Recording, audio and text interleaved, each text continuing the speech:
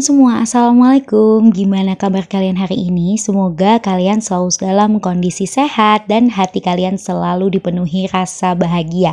Amin, amin ya robbal alamin. Di video kali ini aku mau sharing sama kalian gimana cara aku mengelola gaji yang tidak tetap, yang benar-benar nggak bisa diprediksi dapat berapa dalam sebulan. Sebelumnya aku mau jelasin dulu kalau di sini konteksnya gajinya itu begitu didapetin langsung dipakai untuk kebutuhan, jadi bukan untuk disimpan terus dipakai atau dianggarkan buat bulan depannya. Jujur ngatur keuangan dengan penghasilan yang nggak tetap, yang sama sekali nggak bisa diprediksi dapat berapa lah kurang lebihnya.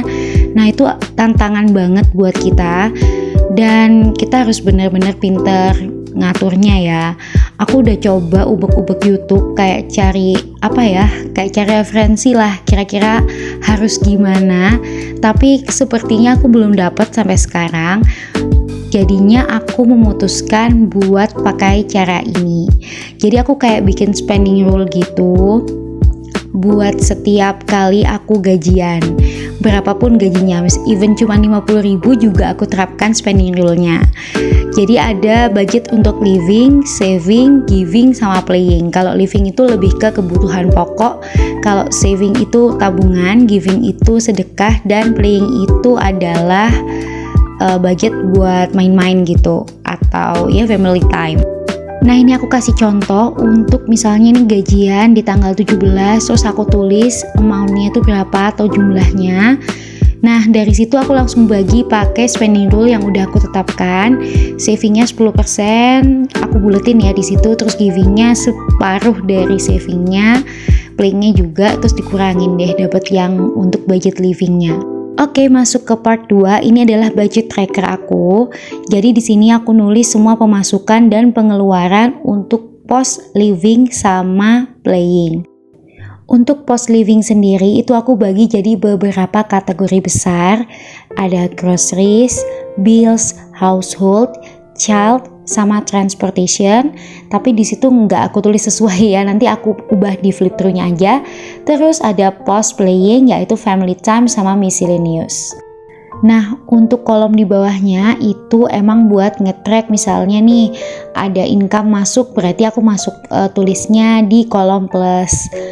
Terus kalau misalnya aku ada pengeluaran, nanti aku tulisnya di kolom yang minus, jadi aku tahu balance-nya itu berapa, jadi uang yang harusnya aku pegang itu berapa. Benernya kalau kalian nggak suka bikin budget tracker yang nulis gini karena harus manual kan ngitungnya, kalian bisa pakai aplikasi juga supaya memudahkan pekerjaan kalian.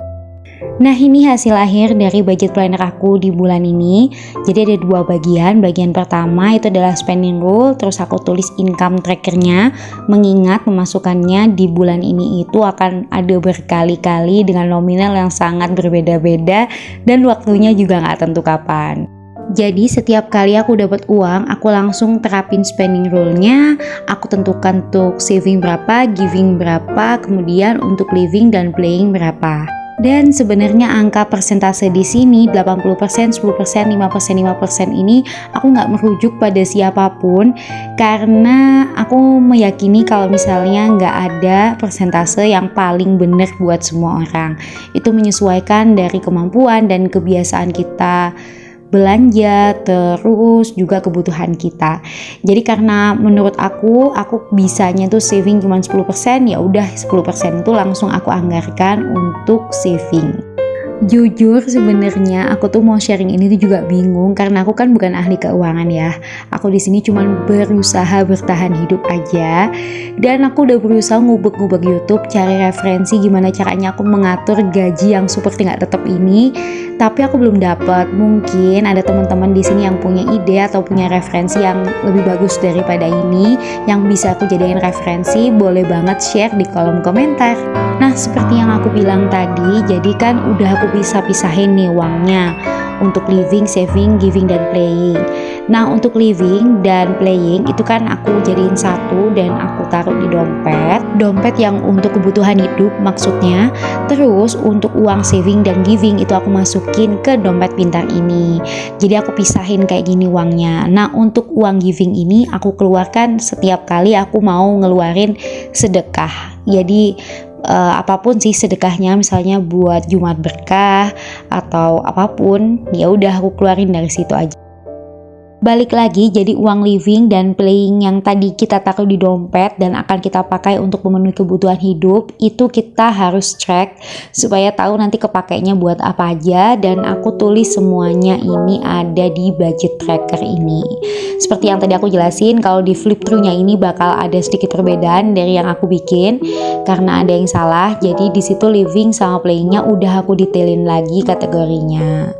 Di sini aku tulis semua pengeluarannya, terus kategorinya apa, masuknya di pemasukan atau pengeluaran, dan balance atau saldonya berapa.